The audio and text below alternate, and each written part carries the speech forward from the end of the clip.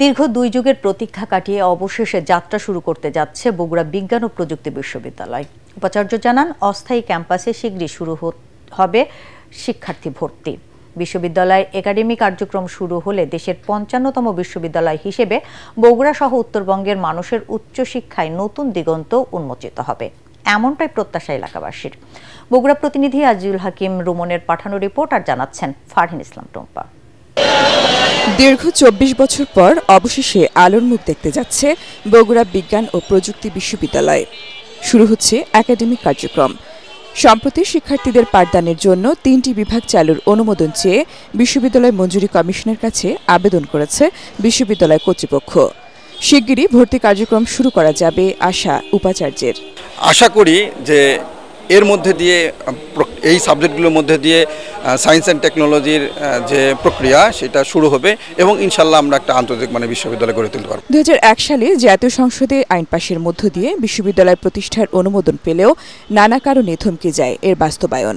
২০২৩ সালে আইন বাস্তবায়নের জন্য সরকার এসআরও জারি করে। চলতি বছর উপাচার্য নিয়োগ দেয় সরকার। সবশেষ বগুড়ার ভোকেশনাল টিচার্স ট্রেনিং ইনস্টিটিউটকে অস্থায়ী ক্যাম্পাস হিসেবে ব্যবহারের জন্য চুক্তি হয়। এদিকে বিশ্ববিদ্যালয় প্রতিষ্ঠার দীর্ঘদিনের দাবি পূরণ হওয়ায় খুশি স্থানীয় শিক্ষার্থী ও অভিভাবকরা। বগুড়া একটি পূর্ণাঙ্গ সরকারি একটা বিশ্ববিদ্যালয় হয়ে যায় তাহলে মনে হয় যে এই উত্তরবঙ্গের যারা আমরা আছি শিক্ষার্থী, তারা যে আমরা ঢাকামুখী হচ্ছি, এই ঢাকা থেকে চাপটাও যেমন কমবে, তার পাশাপাশি আমরা একটা মানসম্মত শিক্ষার একটা সুযোগ পাবো এখানে। মানে সায়েন্স ব্যাকগ্রাউন্ডের স্টুডেন্টগুলো এরা আরও ওদের স্কিল ডেভেলপমেন্ট করার আরও ভালো চান্স পাবে। আমরা খুবই আনন্দিত এবং আমরা খুবই উচ্ছ্বসিত যে বগুড়া একটি বিজ্ঞান ও প্রযুক্তি বিশ্ববিদ্যালয় স্থাপিত হচ্ছে। বিশ্ববিদ্যালয় কার্যক্রম চালাতে এখন পর্যন্ত ৪,৬৭ লাখ টাকার বরাদ্দ পাওয়া গেছে বলে জানালেন জেলা প্রশাসক। বিশ্ববিদ্যালয়ের স্থায়ী ক্যাম্পাসের জন্য জায়গাটা এখনো আমরা ফাইনাল করি নাই, কারণ এটা আইনের মধ্যে একটা জায়গার কথা লেখা আছে।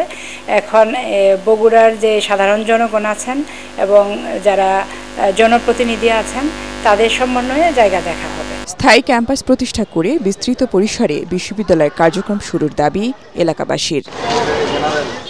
Bureau report, ATN Bangla.